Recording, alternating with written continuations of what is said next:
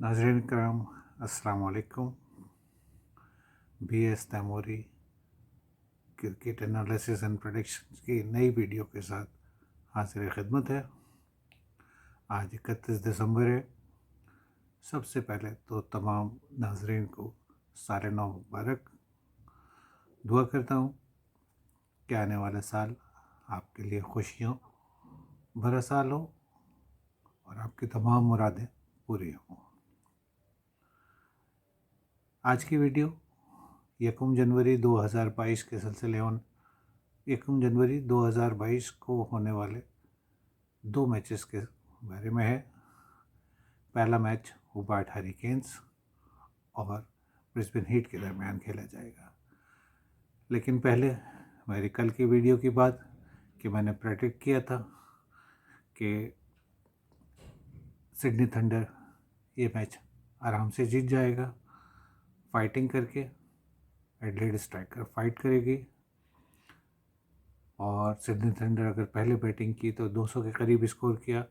आज उन्होंने 187 स्कोर किया और मैच 3-4 दफ़ा उल्टा पलटा। पहले एडिलेड स्ट्राइकर्स फेवरेट रहे, फिर ब्रिस्बेन हीट, फिर सिडनी थंडर, फिर एडिलेड स्ट्राइकर्स और फिर सिडनी थंडर्स ने मैच जीत लिया। मेरी गुज़िश्ता 11 प्रेडिक्शंस में से ये 10वीं कामयाबी थी। अब बात करते हैं होबार्ट हरिकेन्स और ब्रिस्बेन हीट के बारे में। ये मैच होबार्ट में खेला जाएगा जो होबार्ट का होम ग्राउंड है। मौसम खुशगवार रहेगा, टेम्परेचर 20 के करीब रहेगा, थोड़ा क्लाउडी होगा। विकेट फुल ऑफ रन्स है, लेकिन चूँकि शुरू में क्लाउडी कंडीशंस होंगी तो सीमर्स को थोड़ी बहुत विकेट मदद करेगी। और मेरा ख्याल है जो भी टीम पहले बैटिंग करेगी वो 180 से ऊपर रन बनाएगी। और इस विकेट पे पार स्कोर 190 है, लेकिन अगर यही कंडीशंस रहें, क्योंकि विकेट पहले से इस्तेमाल शुदा है, तो पहले से इस्तेमाल शुदा विकेट के ऊपर स्कोर करना, तेज़ स्कोर करना ज़रा थोड़ा सा मुश्किल होता है। फिर भी मैं समझता हूँ कि 180-190 पार स्कोर होगा। होबार्ट हरिकेन्स टॉप फॉर्म में है, ख़ास तौर पे मैकडर्मट जो इस वक्त टॉक ऑफ द टाउन है।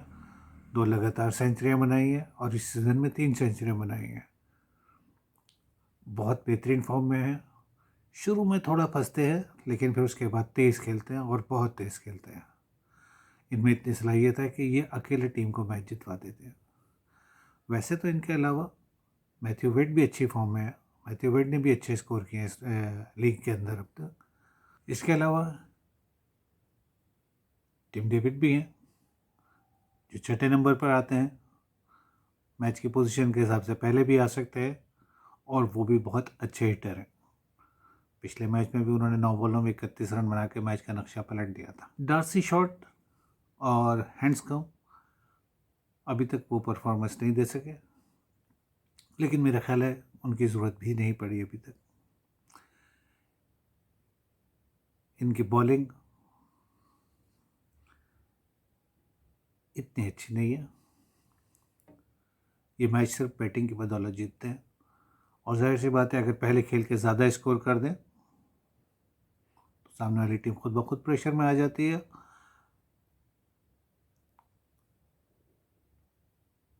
इसकी बनिस्बत Brisbane heat totally batting oriented team है, लेकिन बैटिंग चल नहीं रही। पिछले मैच में सिर्फ 105 रन पे टीम ऑल आउट हो गई थी सिडनी सिक्सर्स के खिलाफ। इनके बॉलर्स ने उस मैच में बहुत अच्छी गेंद करके वो मैच 105 पे भी फंसा लिया था, लेकिन शॉन एबट की वजह से सिडनी सिक्सर्स कामयाब हो गई थी। तो मेरे ख्याल में ब्रिस्बेन हीट अंडरडॉग है। अगर उनकी बैटिंग क्लिक कर गई और उन्होंने चेज़ किया तो वो भी अच्छा मैच लड़ जाएंगे।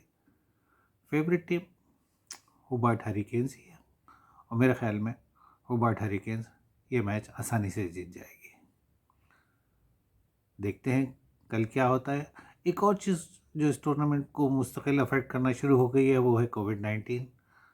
हर टीम में से 2-4 खिलाड़ी पॉजिटिव निकल रहे हैं कोविड के, और कुछ अंदाज़ा नहीं हो रहा कि कौन सी टीम में कौन सा खिलाड़ी खेलेगा, मैच होगा या नहीं होगा। ये टोटली अनप्रेडिक्टेबल है। मैच से 4 घंटे 5 घंटे पहले टेस्ट होता है, और जैसे ही उसका रिज़ल्ट आता है वो खिलाड़ी फिर या तो बाहर हो जाते हैं, और एक मैच इस सिलसिले में ऑलरेडी पोस्टपोन हो चुका है। तो देखते हैं कल क्या होता है।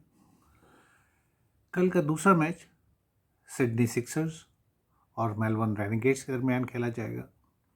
सिडनी सिक्सर्स टॉप फॉर्म में है और टेबल पर पहली पोजीशन पर है। ये मैच सिडनी के एक स्टेडियम में होगा जहां ये पहला मैच होगा। ग्राउंड बहुत अच्छा है, तेज़ ग्राउंड है, और विकेट नहीं है तो इसके ऊपर गेंद बल्ले पर बहुत अच्छी आएगी और रन ज़्यादा से ज़्यादा हो सकता है। लेकिन सबसे बड़ा मसला वेदर का है।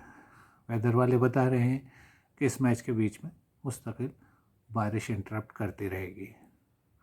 तो वेदर पे किसी का कंट्रोल नहीं। अगर वेदर इंटरप्ट करेगा तो मैच के बारे में कुछ कहना ज़रा मुश्किल होगा। बहरहाल बात करते हैं सिडनी सिक्सर्स की। सिडनी सिक्सर्स टॉप फॉर्म में है। 7 मैचों में से 6 मैच जीत चुके हैं। कि तमाम बैट्समैन बेहतरीन परफॉर्मेंस दे रहे हैं, ख़ास तौर पे Josh Philips, James Vince, Henriques, Daniel Hughes, सब मौका मिलने पर अच्छा स्कोर कर रहे हैं। और इनके ऑलराउंडर्स डैनियल क्रिश्चियन और शॉन एबर्ट लाजवाब परफॉर्मेंस दे रहे हैं। वैसे तो पिछले मैच में बेन डुआर्शस ने भी अच्छी साथ दिया था शॉन एबर्ट का मैच जितवाने में। तो ऑल इन ऑल ये एक टीम जेल होकर खेल रही है, और इसके बैटर्स और इसके बॉलर्स सब अच्छी परफॉर्मेंस दे रहे हैं। जबकि इसके बनिस्बत मेलबर्न रेनेगेड अपनी बदतरीन कारकर्दगी की वजह से 6 मैचों में से 5 मैच हार चुकी है और चार्ट के ऊपर सबसे नीचे है। मैं समझ रहा था कि एरन फिंच के आने के बाद ये टीम उठेगी, लेकिन ऐसा नहीं हो सका। इनका मेन मसला इनका मिडिल ऑर्डर है जो ऑलमोस्ट नॉन एग्जिस्टिंग है। एरन फिंच ने भी एक इनिंग में स्कोर किया, लेकिन वो भी कोई ख़ास कारकर्दगी नहीं दिखा सके।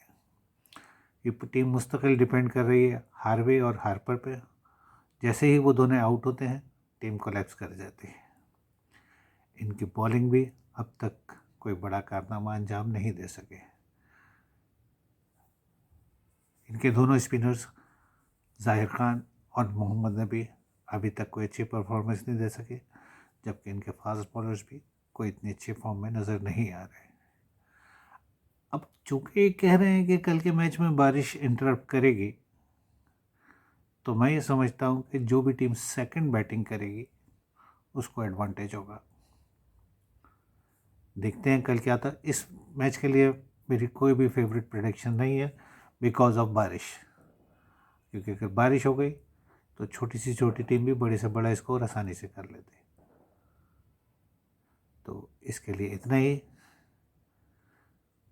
जाते जाते एक बार फिर दरख्वास्त कि अगर आपको मेरी वीडियो पसंद आए तो लाइक कीजिए, कमेंट डालिए अपने, और सब्सक्राइब करके बेल बटन ज़रूर दबाइए ताकि मेरी आने वाली वीडियो आप तक टाइमली पहुंच सके। इसके साथ ही अल्लाह हाफ़िज़, और एक बार फिर आपको साल नौ मुबारक।